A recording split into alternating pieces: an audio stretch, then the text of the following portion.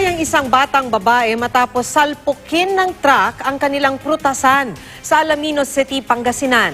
Nasugatan naman sa insidente ang kanyang mga magulang.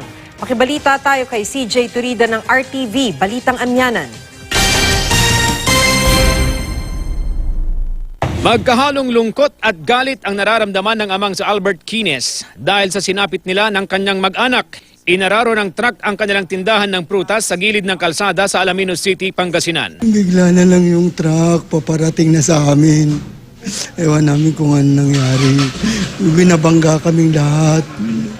Yung anak ko, nauna yung anak ko. Unang nasalpod yung anak ko. Yung truck na yun, dapat manakot. Patay sa insidente ang kanyang anak na 3 taong gulang matapos mapuruhan sa ulo.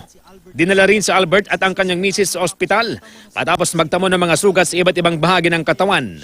Yung ama, yung mag-asawa, nasa ilalim siya ng truck. Lumabas yung ina, kinuha yung anak niya, wala nang Yun lang ang nangyari doon. Nasa kustodiya na ng Alaminos City Police ang driver ng truck. Wala siyang pahayag.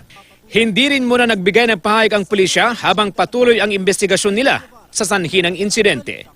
CJ Turida, Nagbabalita, Pilipinas.